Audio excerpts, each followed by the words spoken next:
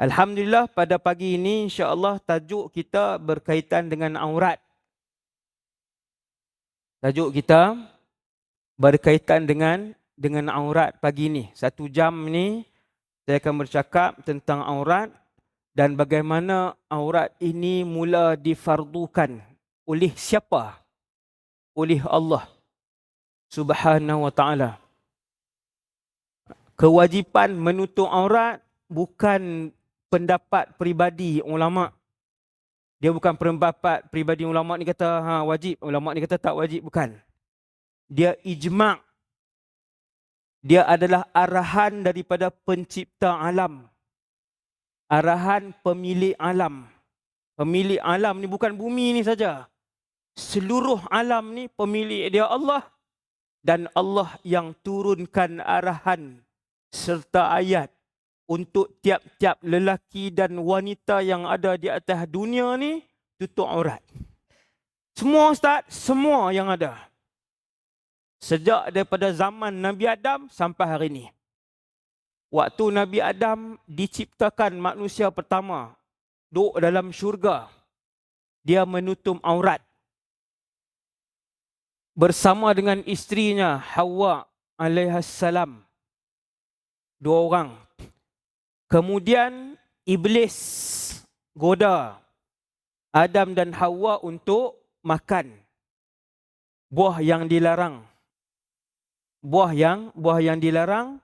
Sampailah satu hari Nabi Adam alaihissalam pun ambil buah tu makan dan juga Hawa pun ambil buah tu makan.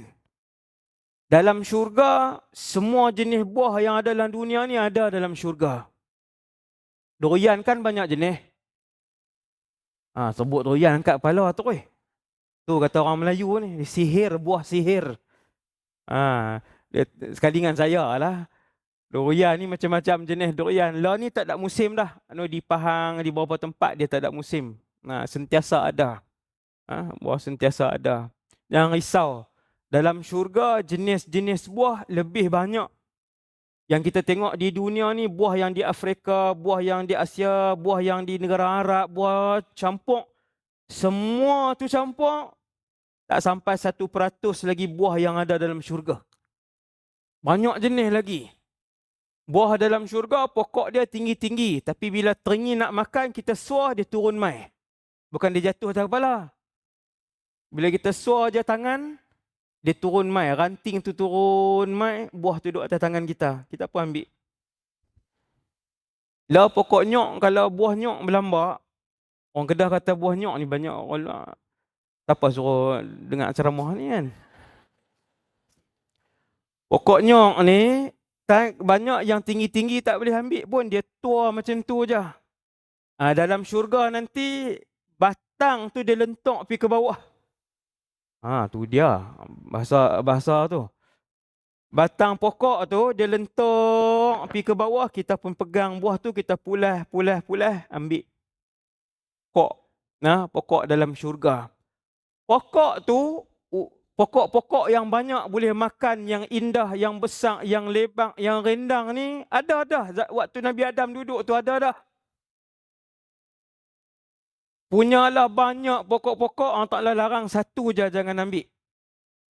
Satu pokok je jangan sentuh wahai Adam, pokok tu.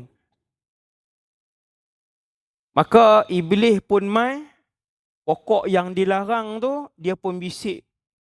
Dia pun bagi tahu kat Adam, dia kata apa siapa Allah tak bagi? Siapa Allah tak bagi? Sebab Allah Ta'ala tak mahu hampa jadi sekian. Aku bersumpah dengan nama Allah, kata Iblis. Iblis kata kat Nabi Adam dan Hawa, aku bersumpah dengan nama Allah. Dia bersumpah tu, sumpah menipu ke bercakap benar? Menipu. Iblis menipu. Wal'iyadzubillah. Orang yang sanggup menipu guna nama Allah, orang pertama. Makhluk pertama. Iblis, la'natullah. Nabi Adam tak pernah terbayang ada makhluk berani guna nama Allah untuk menipu. Tak pernah terbayang. Takkan ada makhluk guna nama Allah bersumpah-sumpah nak beritahu pasal pokok ni. Bila iblis bersumpah guna nama Allah, dia kata pokok ni bagus sebenarnya. Sebab tu Allah larang kat kamu dua orang. Maka Nabi Adam yang tak pernah dengar orang menipu dengan nama Allah ni, dia pun makan, Hawa pun makan. Siapa start dulu, siapa pujuk ke apa, itu kita tak mau bahas. Dua-dua makan. Ada yang kata Nabi Adam tak mau, tapi Hawa pujuk. Ada yang kata tak. Ayat Quran bagi tahu Nabi Adam yang mula makan dulu, baru Hawa makan. Isteri Nabi Adam, Hawa, wanita tercantik dunia. Hawa alaihassalam. Itulah wanita tercantik alam. Jadi apabila dua-dua makan, Allah pun cerita dalam Quran, badat lahuma sawatuhuma. Surah Al-A'raf ayat 22. Falamma dhaqa syajarah. Apabila ketika dua-dua orang makan buah larangan itu, badat lahuma sawatuhuma, maka terdedahlah kemaluan masing-masing. Baru nampak. Nabi Adam tengok aurat Hawa, Hawa tengok aurat Nabi Adam. Wa tafiqa yakhsifani alaihima min waraqil jannah. Dua-dua malu. Malu sebab aurat dilihat. Kedua-duanya malu dan dua-dua lari mendapatkan daun-daun syurga. Lari nak dapatkan daun syurga dan kemudian tutup aurat mereka yang kelihatan. Pergi kat pokok-pokok, tarik daun-daun syurga, tutup. Kan pokok-pokok di syurga besar, dia punya daun dia pun lebar. Lalu kedua-duanya Adam dan Hawa menutup kemaluan mereka, aurat mereka yang orang lain nampak. Padahal suami isteri dah. Tapi malu. Fitrah manusia, malu untuk aurat dia ditayangkan untuk orang lain tengok. Fitrah manusia normal, bagi tahu kat siapa-siapa pun. Manusia yang normal, manusia yang memiliki fitrah yang salimah, fitrah yang sempurna, fitrah yang elok, yang tidak cacat. Dia tak mau aurat dia dilihat oleh orang lain. Sebab tu wanita muslimah, dia tutup elok. Dia tidak berpakaian yang ketat, dia tidak berpakaian yang nipis, kain yang nipis. Tidak.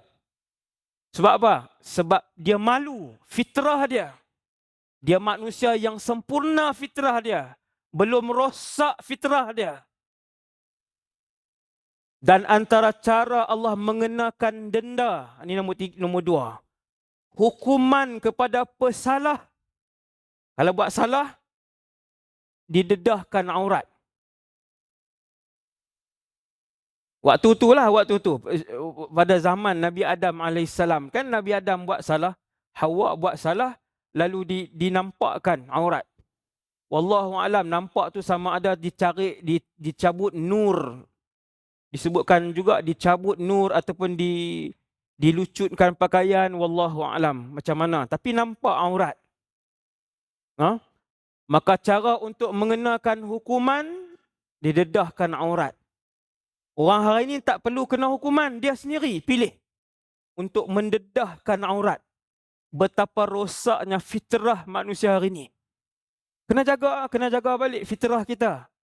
Kena bentuk balik ni fitrah dalam ni, fitrah ni kena bagi dia elok balik, kena baiki balik fitrah itu.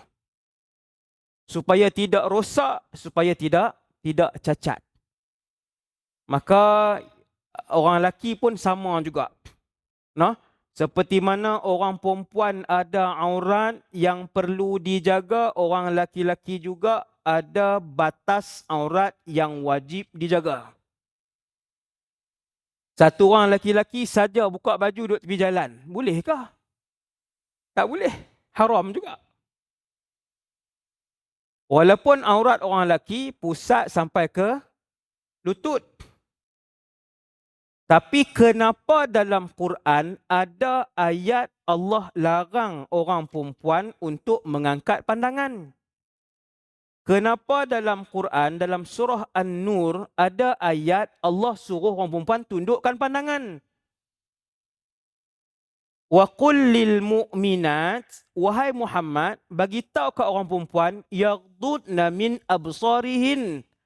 Suruh mereka pun tundukkan pandangan. Ayat untuk orang lelaki tunduk pandangan pun ada, ayat untuk orang perempuan tundukkan pandangan pun ada. Apa maksudnya? Kata para ulama tafsir, orang lelaki-lelaki pun boleh naik syahwat kalau tengok perempuan. Orang perempuan pun boleh naik syahwat kalau tengok lelaki-lelaki. Maka dengan sebab tu tak boleh saja-saja orang lelaki-lelaki duduk tepi jalan, dia buka baju. Tak yang merata tersembuai, pi. Tunjuk ke orang sana, sana sini. Itu hukum yang perlu dijaga. Maka Sayyidatuna Aisyah kata apa? Pasal aurat. Kata Sayyidatuna Aisyah, aku tidak pernah melihat aurat Rasulullah sallallahu alaihi wasallam dan Rasulullah tidak pernah melihat auratku.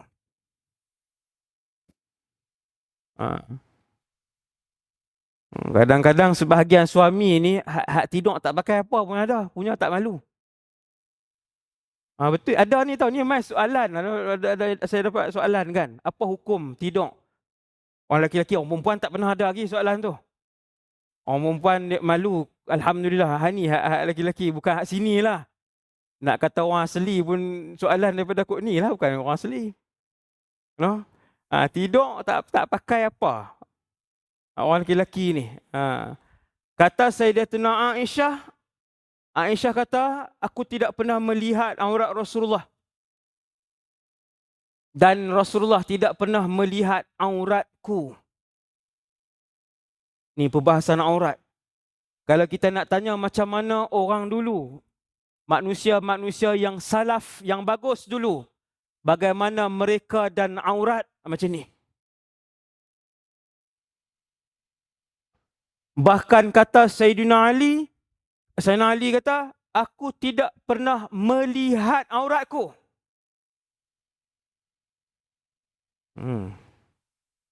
Kita macam mana tuan? Beza langit bumi hari-hari. Kan? Tidak pernah melihat aurat, tak ada keperluan. No? Sebab tu kalau kita sengaja melihat kepada aurat sendiri tanpa keperluan, hukum dia makruh. Aurat sendiri lah, kalau aurat orang haram lah. Kalau sengaja melihat aurat orang haram. Kalau doktor dia nak buat pembedahan, diharuskan dengan kadar itu sahaja. Dia tak boleh lah sampai rakam bawa balik tengok pula, tak boleh. Haram. Doktor, dibenarkan dengan kadar sahaja. Melihat aurat orang hukumnya haram. Melihat aurat sendiri tanpa keperluan makruh. Allah tak suka. Allah tak suka. Bukan sifat manusia yang tinggi nilainya. Bukan. Para sahabat radhiyallahu anhum tidak melihat aurat mereka. Masing-masing. Bukan aurat jiran, aurat masing-masing. Tak tengok. Subhanallah. Ini cerita salaf, bagaimana orang salaf ni manusia-manusia yang hebat dulu. Yang hidup pada zaman Rasulullah sallallahu alaihi wasallam menjaga aurat mereka. Satu hari Nabi sallallahu alaihi wasallam Nabi masuk dalam masjid, Nabi lalu tepi seorang sahabat nama Jarhad. Bukan jahat. Jarhad, Jarhad, Jarhad. Kalau di tempat kita, budaya kita, nama tu dia kurang. Jadi dia orang panggil apa? Orang panggil jahat lah. Jahat kesian, jadi kesian dekat anak kita tu. Yang letak nama Jarhad tu, kesian. Nanya dia. Tapi ada sahabat nama Jarhad. Kalau bukan budaya Melayu tak apalah bubuh nama anak Jarhad.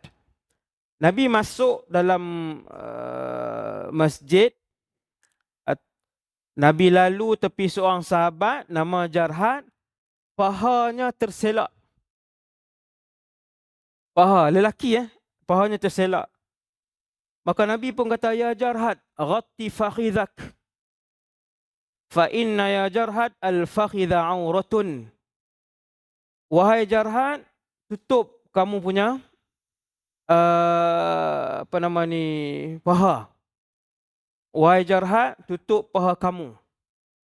Sesungguhnya paha itu adalah aurat. No? Walaupun Jarhad tu duduk seorang.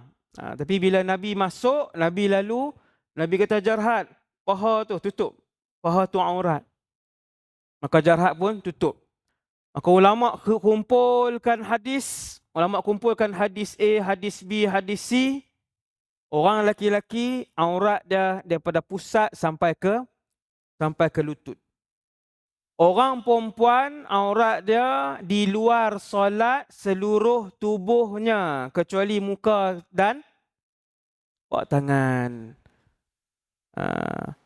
Ada yang mai kuliah muslimat, tutup elok, balik sidai baju kemban. Loh, saya kata macam mana ni mazhab apa dia? Dia mai kuliah, tapi rumah dia nak hantar barang, dia menyembang dengan jiran tak pakai tudung depan. Dia, siapa dia angkat tangan tengok? Contoh tapi memang ada. Adakah aurat bila mai dengar kuliah saja kena tutup? Tak. Kena jaga di semua tempat, kena jaga. Kamu duduk depan rumah, kamu duduk di belakang rumah dengan orang yang bukan mahram, seluruh tubuh kita kecuali muka dan telapak tangan saja. Ada enakmen di negeri-negeri siapa yang dedah kan boleh dikenakan denda. Siapa yang dedah aurat, berpakaian tidak senonoh, yang dedah boleh dikenakan denda. Keluar mai satu grup hari ni, orang Islam, nama Islam. Yang laki-lakinya Muhammad, yang perempuannya Siti dan lain-lain. Dia persoal, dia kata, you siapa nak tentu cara I berpakaian? Dia kata, kamu siapa nak tentu cara saya berpakaian? Ini pilihan saya. Kita nak bagi tahu kepada semua orang Islam, arahan menutup aurat, arahan Allah, pemilik alam ini. Dia bukan arahan ulama-ulama mana. Dia adalah arahan Allah yang Allah sebut dalam Quran.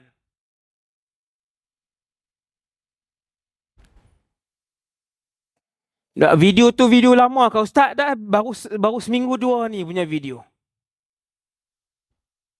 Baru seminggu dua ni punya video. Dia petikai. Dia petikai bila orang suruh dia tutup aurat. Dia petikai, ni arahan siapa? Kenapa nak sekat hak kebebasan dia berpakaian? Inna lillah wa inna ilaihi raji'un. Muslimat kena bercakap. Kena bercakap bagi pihak syariat ni, muslimat yang semua tutup elok ni. Bercakap bagi pihak Islam, kami bangga dengan kami menutup aurat macam ni. Kami berasa kami tutup maruah kami. Kami rasa kami yang paling bermaruah. Kami yang paling sempurna. Kami selesa dengan arahan Allah. Kena sebut begitu. Bila ada yang bercakap, yang petikai, yang persoal arahan Allah yang jelas, semua orang tahu wajib tutup aurat. Bila ada yang berani persoal, kita masuk, kita komen. Komen elok-elok. Jangan memaki hamun. Tak perlu bertikam lidah, komen yang elok. Bagi tahu mungkin dia tak tahu.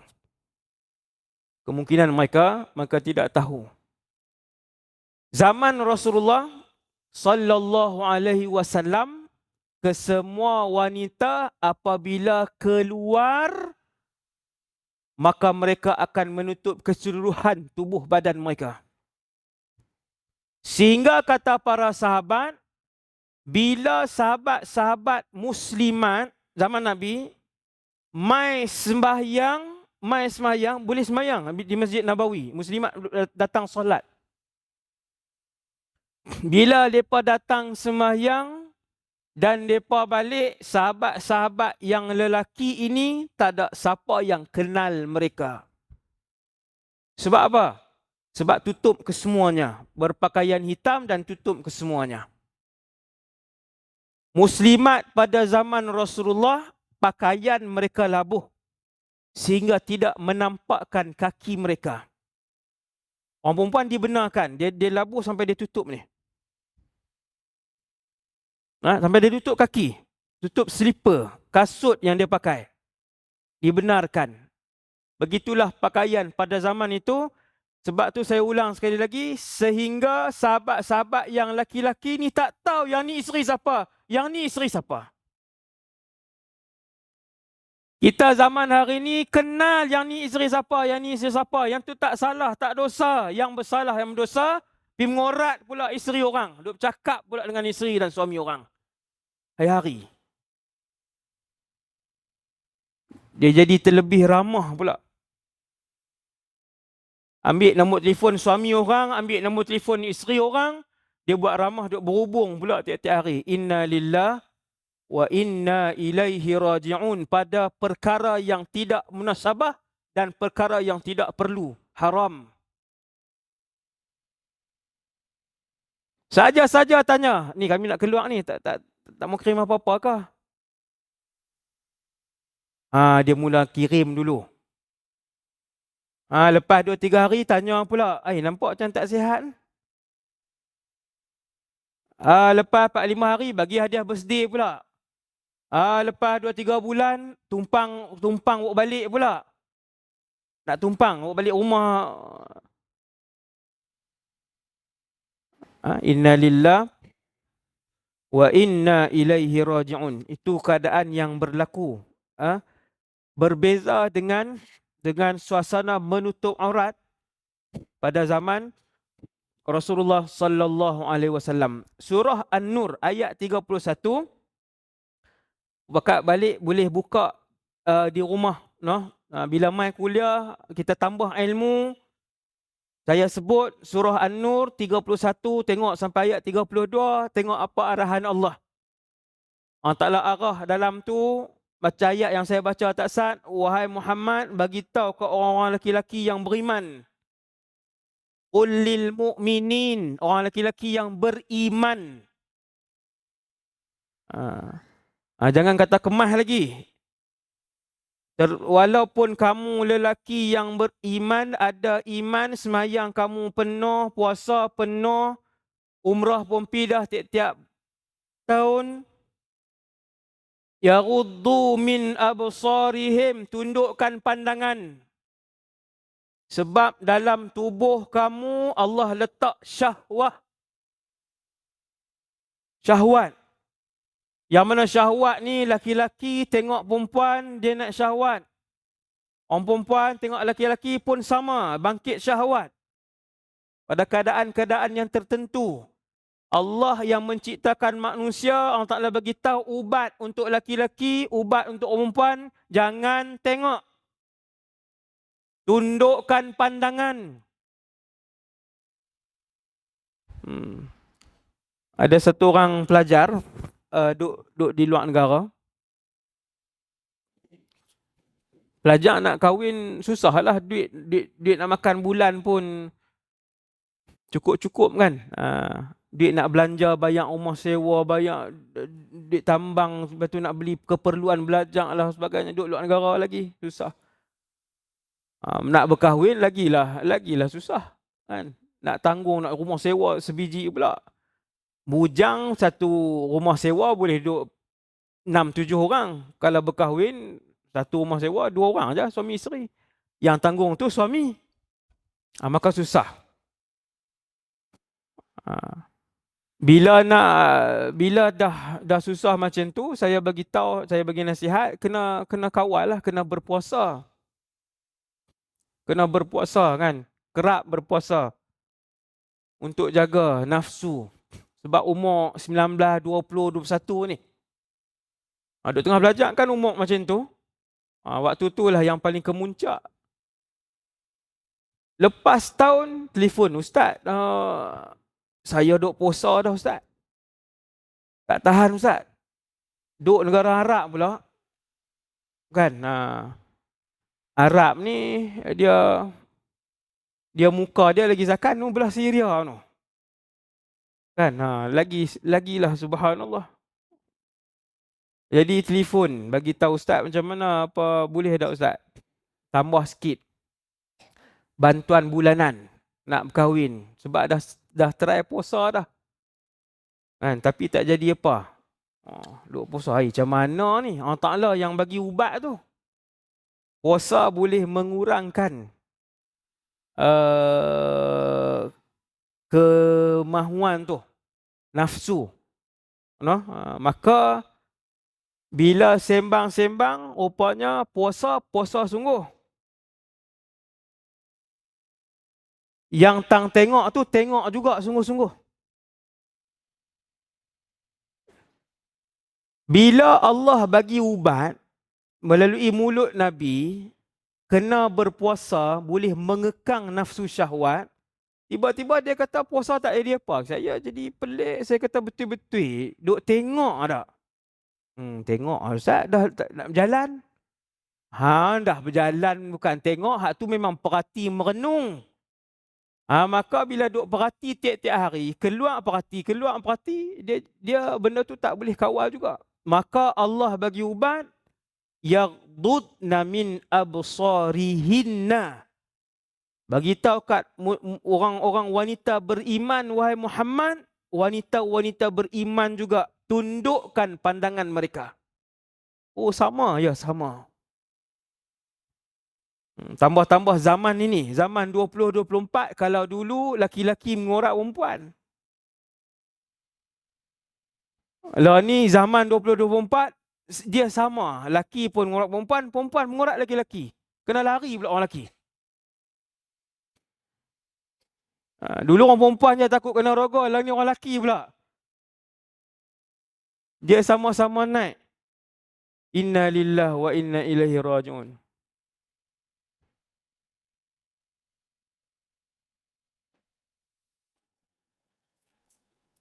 Belas hari bulan 1, 2024, bulan lepas. Orang lelaki-lelaki di Malaysia ni. Dia buat hubungan seks dengan berpuluh-puluh wanita. Lepas tu dia rakam, kemudian dia jual. Dan dah dapat duit pun ratus ribu. Kena tangkap dah. Bahagian siasatan jenayah Bukit Aman. Malaysia. Apa dia ni? Keadaan hari ni, inna lillahi wa inna ilaihi raji'un. Yang dirakam tu sedang ke tak sedang? Kau tak apa je lah ni. Rakam bila. Bukan dengan 3 orang. Bukan dengan 6 orang. Berpuluh-puluh wanita.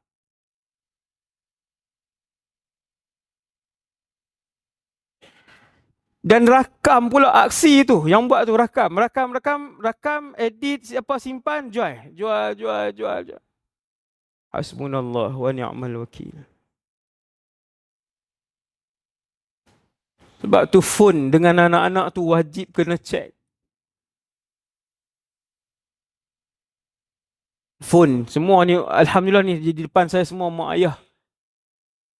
Anak kalau 4 orang, 4-4 ada phone. Toi. Anak 3 orang, 3-3 ada phone. Anak 6 orang, 6-6 ada phone. Padahal masih sekolah rendah, masih sekolah menengah.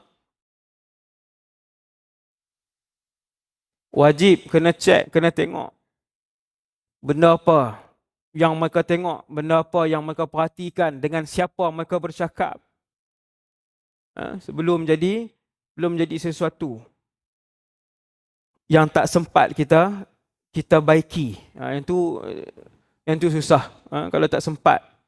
Sebelum jadi sesuatu, eloklah waris. Ayah kena tegas.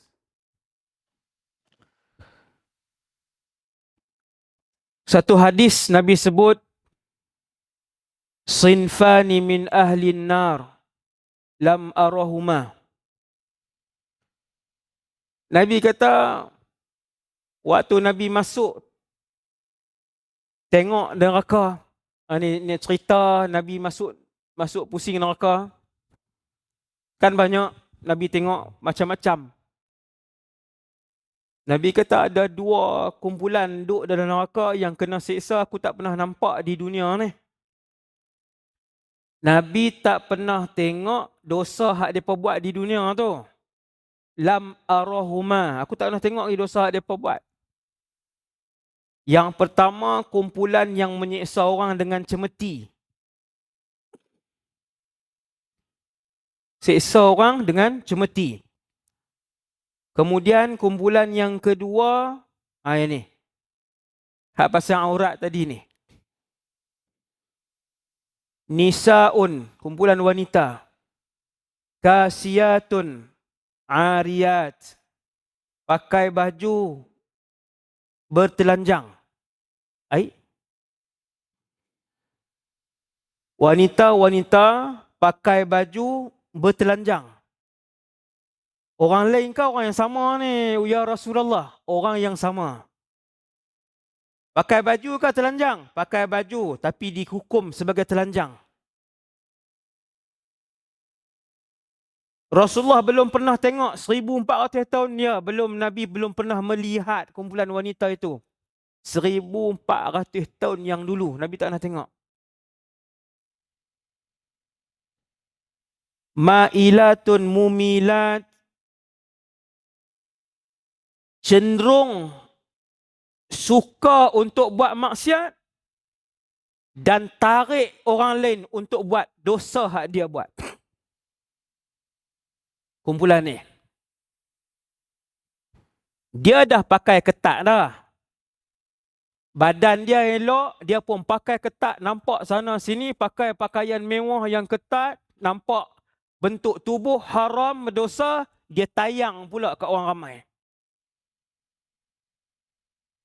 Disebabkan dia duk buat live, disebabkan dia duk tayang, disebabkan dia up video dia pakai ketat tu dalam Facebook, dalam YouTube, orang pakai tengok, pakai nak tiru dosa dan maksiat yang dia buat. Banyak tak hari ni? Banyak. Nabi sebut tak sifat tu, sifat yang membuatkan orang lain nak tiru dosa hak dia buat. Nabi sebut, Nabi kata, ma'ilat, mumilat. Dah dia ni memang suka buat dosa, dia bangga buat dosa. Bukti dia suka, dia bangga buat dosa, dia tayang ke orang walaupun suami dia masih hidup. Banyak ni, bukan seorang dua ni. Nabi kata ma'ilat, suka buat dosa, cenderung dengan maksiat perempuan ni. Mumilat, perbuatan dia mengajak orang lain pula. Dia tak sebut dengan mulut dia untuk buat, tapi bila dia tayang, orang pakat buat tiru juga. Sifat dia mumilat, membuat orang lain cenderung kepada kemaksiatan. Kasiyat, berpakaian, ariyat, tapi bertelanjang, kata Rasulullah. Ma'ilat, suka buat maksiat, mumilat, sehingga mempengaruhi orang lain buat maksiat. Habis Nabi sebut sifat ni, Nabi kata la yadkhulnal jannah, takkan masuk syurga. Kalau tak taubat lah. Kalau taubat boleh masuk syurga. Kalau tak sempat bertaubat, mati, Dalam keadaan di Facebook, YouTube, di Twitter, Insta dia penuh dengan video-video dia. Berapa ramai yang hari ini tak sempat untuk bertaubat kepada Allah Subhanahu wa taala dalam perjalanan menuju melakukan maksiat, Allah ambil nyawa.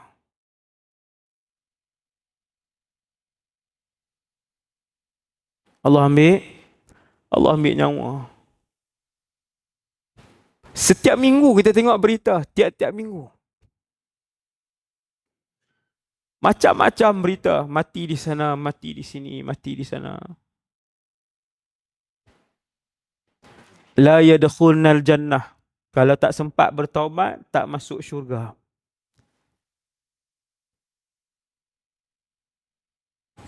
Wala yajidna rihaha. Bahkan wangi syurga pun dia tak bau. Wa inna rihaha la yujadu min masirati kadha wa kadha. Sedangkan wangi-wangian syurga boleh dicium berpuluh-puluh tahun sebelum sampai ke depan pintu syurga. Ni wangi apa yang boleh bau sampai... Ni bukan wangi landewan ni. Ni saya nak tanya hak syurga, hak Nabi sebut ni. Kita titian sirat ni boleh bayang ni. Biru ni titian sirat, pentah ni titian sirat. Belah sana mahsyar. Bawah ni semua neraka. Hujung sana syurga. Seorang-seorang akan dilepaskan daripada hujung sana. Ada orang dia lepas-lepas daripada sana, kelajuannya seperti cahaya. Dia langkah kaki duduk atas titi sirat yang maha nipis, yang maha gelap gelita. Titi sirat gelap gelita. Dia bukan cerah macam dewan ni. Dia bukan malam seperti malam biasa. Dia adalah gelap yang tak nampak langsung. Ada orang dia selaju kelajuan cahaya. Dia pijak sampai. Ada orang seperti angin. Dia pijak laju macam angin tu. Akhirnya sampai. Selamat neraka Jahannam yang sedang menggelegak dan meletus-letus apinya di bawah. Api duduk di bawah. Neraka Jahannam warna apa? Biru ke merah? Hitam. Neraka Jahannam telah melalui 3 atau 4 proses yang mana apinya tidak boleh membakar lagi. Sebab dia dah paling panas. Dia dah tak boleh bakar dah. Allah dah bakar dia warna biru, Allah dah bakar dia warna merah, Allah dah bakar dia warna putih. Akhirnya dia mencapai tahap yang paling panas, warna hitam. Dan dia kekal daripada hari itu sampai pagi ini. Sehingga pagi ini, warna, suasana, api neraka Jahannam adalah hitam yang gelap gelita. Sampai pagi ini. Adakah tak ada lagi neraka? Sudah disediakan oleh Allah. Begitu juga syurga dan banglo-banglo istana kita. Sudah pun ada di dalam syurga sana. Semua dah ada dah banglo kita. Semua ada. Tinggal lagi nak pergi ambil kunci saja. Yang lalu atas titian sirat dan jatuh.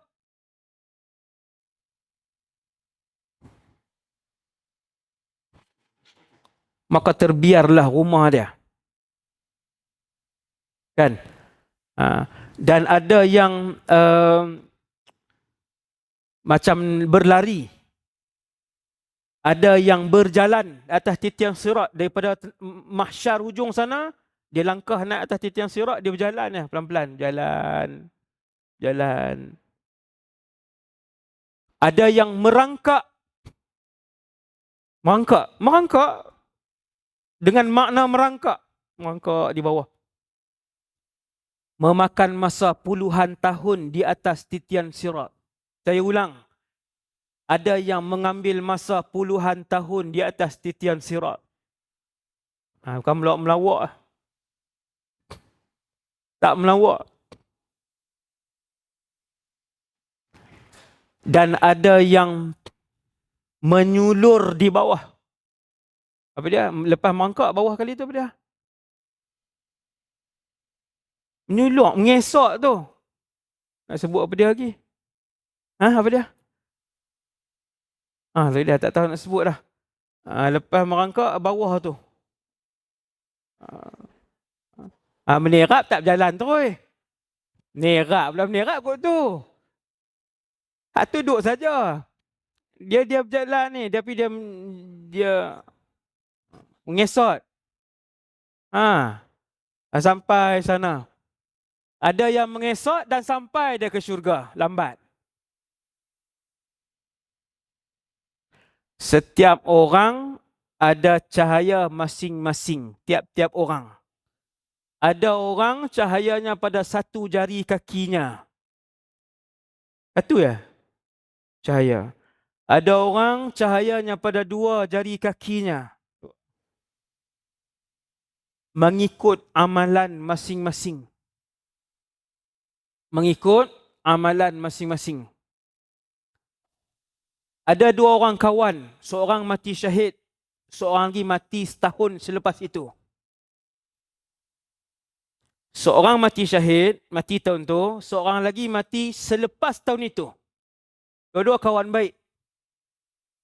Apabila ditimbang, yang mati setahun selepas itu masuk syurga dulu, lepas tu baru syahid.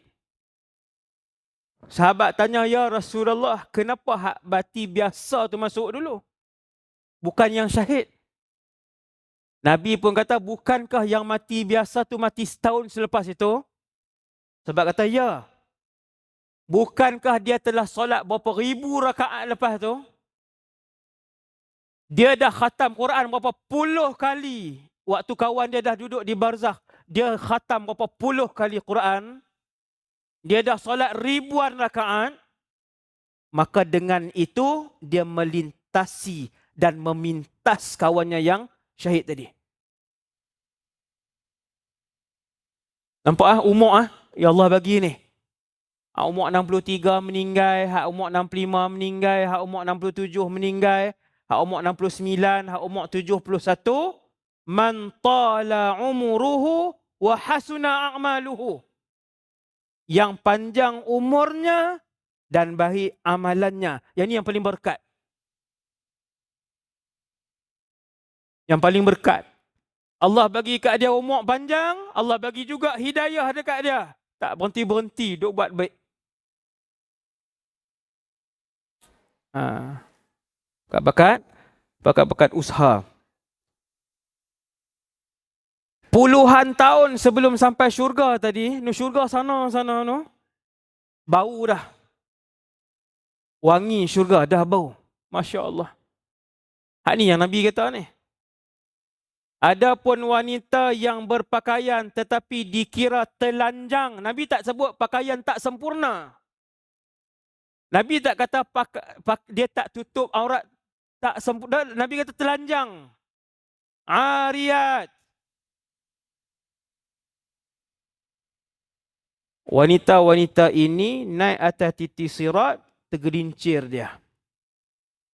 Bau syurga pun tak sempat. Maksudnya awal sangat jatuh. Begitu.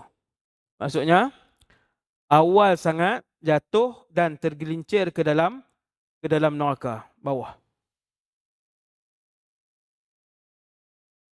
Hati-hati benda yang kita up masuk. Video kita, gambar kita. Masuk dalam media sosial. Kan? Hari ini orang boleh edit. Bukan gambar je orang boleh edit, suara. Suara saya, orang ambil 10 saat, bubuh dekat siapa-siapa, boleh jadi satu ceramah. Ataupun boleh bercakap 2 minit, 3 minit guna suara saya. Dan boleh reka untuk cakap apa? Dia panggil Artificial Intelligence punya AI. AI punya teknologi. Suara saya ni, orang boleh ambil daripada internet, ambil beberapa saat saja, sampel. Ambil sampel suara saya original, letak dekat orang lain, type balik perkataan lain yang saya tak pernah cakap, type balik. Maka AI itu akan bercakap mewakili suara saya. 100% suara saya. Dia akan bercakap. Kita reka lah ayat tu nak cakap apa. Inna lillah wa inna ilaihi raji'un. Maka di akhir zaman ini, zaman yang sangat mencabar ini, seeloknya kegiatan kita dikurangkan. Kita kata, Ustaz, kami masuk dalam close friend je, private group. Gamak-gamak yang tak pakai tudung ni kami masuk dalam grup kami je, sama-sama kami, kan, 15 orang, 20 orang, Islam semua. Kalau kawan tu tak share, kalau dia share dengan orang, tu. Kalau dia share dengan orang, sampai bila dia nak baik dengan kita? Kalau kesemuanya amanah, kan, dalam grup tu semua perempuan saja, yang tu tak apalah, kan. Kita takut satu hari nanti dia pula tunjuk dekat orang lain, dia pula duduk pergi share dekat orang lain, kan. Habis kita dah kongsi dalam tu.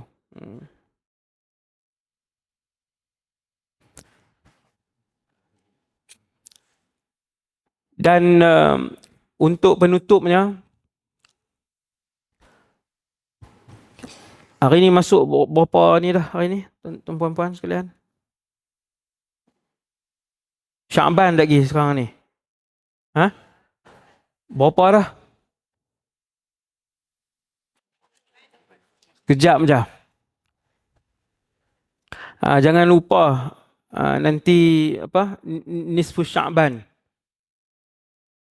Bulan yang paling banyak Nabi SAW berpuasa sunat. Kita nak masuk 1 Ramadan, 12 bulan 3 nanti. Kena peringat dah, ahli keluarga masing-masing di rumah, ajaklah yang ayah ke yang mak ke, esok kita puasa sunat, mak masak special. Ayam piru. Masak apa? Jenuh tu dah Ustaz, jenuh cari Ustaz mereka. Mereka minta sekejap lagi, kan. Buatlah masak lemak ayam piru ke. Dengan buah belimbing. Jenuh cari. Dah lah susah lah cari belimbing masam tu. Kena ajak sekali untuk puasa sunat supaya bersedia untuk Ramadan. Ni dah nak masuk ke Ramadan dah. Sebab semakin tahun tengok makin ramai anak-anak muda yang tak puasa ni. Dulu malu-malu, segan-segan. Lah minum air atas motor macam tu je. Makin tak segan lah. Inna lillahi wa inna ilaihi raji'un. Dulu orang kita nak makan di kedai bukan Islam, dia tak gamak, dia kembang semua ni. Sembang dengan hidung dengan mulut kembang. Lah ni pergi beli ayam, biasalah jadi pergi singgah di kedai bukan Islam, masuk. Tambah-tambah di sebelah-sebelah selatan. Saya tengok kan, lagi banyak keadaan tu. Kedai yang bukan Islam, yang tak ada halal dan sebagainya, masuk makan. Jadi kena buat persiapan untuk sambut Ramadan supaya ahli keluarga kita dapat berpuasa penuh. Sekarang dah Sya'ban, dah seminggu. Dah masuk nak dekat seminggu dah Sya'ban. Puasa sunat. Puasa sunat. Ajak puasa sunat. Seminggu sehari ke, seminggu 2 hari ke. Untuk supaya masing-masing membuat persiapan. Antara hari yang mustajab doa adalah malam nisfu Sya'ban. Yang tu tak ada khilaf. No, hari yang sangat mustajab doa malam itu. Memperbanyakkan amal ibadat, kita boleh banyakkan amal ibadat, membanyakkan zikir, bacaan Quran, bersedekah, dan boleh juga kita memperbanyakkan berdoa pada malam tersebut. Semoga Allah SWT mengampunkan kita semua dan juga semoga Allah Taala memakbulkan permintaan kita untuk diampunkan oleh Allah, diberikan redha Allah Subhanahu Wa Taala. Terima kasih sekali lagi kepada semua pertubuhan khidmat ummah yang hadir, yang ada di luar sana, dan juga semua orang Sungai Petani, orang luar Sungai Petani yang mai berpuluh-puluh biji bas. Sekarang ni sebenarnya berlangsung juga ceramah Ustaz Azhar Idrus. Kan, waktu yang sama, hari yang sama. Di dekat je, dekat sana. Kau nak sambung sana pula boleh lah. Kan? Ustaz Azhar dia lama sikit. Saya ingat hari ni tak ada orang dah kan. Dah Ustaz Azhar mai tepi tu kan. Ramai juga, kemah penuh juga.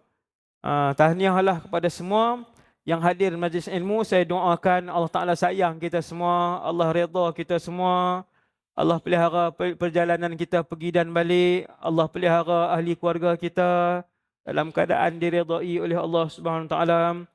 Wassallallahu ala sayyidina Muhammad wa ala alihi wasallam. Assalamualaikum warahmatullahi wabarakatuh.